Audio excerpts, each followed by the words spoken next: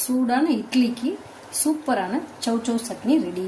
இந்த சௌசௌ சட்னி எப்படி செய்யறதுன்னு பார்ப்போம். அதுக்கு ஒரு சௌசௌவை தோலை சீவிட்டு சின்ன சின்னதாக கட் பண்ணி எடுத்துக்கலாம்.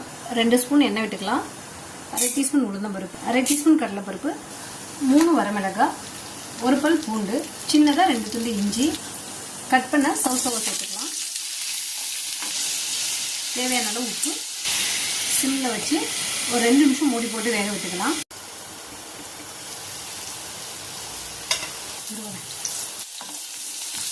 தண்ணி எதுவும் ஊற்ற தேவையில்லை, காயில் உள்ள தண்ணியே போதும். நல்லா காய் வெந்துடுச்சு. தண்ணி இப்போ ஒரு 5-6 துண்டு தேங்காய் சேர்த்துக்கலாம். ஒரு சின்ன நெல்லிக்களவு புளி சேர்த்துக்கலாம். நல்லா வணக்கியாச்சு. இப்போ ஆற வச்சு மிக்ஸி ஜாரில் சேர்த்துக்கலாம். ஆறிடுச்சு, நல்லா நைஸாக அரைச்சிக்கலாம். நல்லா நைஸாக அரைச்சாச்சு. இப்போ தாளிச்சு கொட்டிடலாம். 1 ஸ்பூன் எண்ணெய் விட்டுக்கலாம். 1/4 டீஸ்பூன் உளுந்தம்பருப்பு, 1/2 டீஸ்பூன் கடுகு, கொஞ்சமாக கருவேப்பிலை சேர்த்துக்கலாம். இந்த தாளிப்பு இப்போ சேர்த்துடலாம்.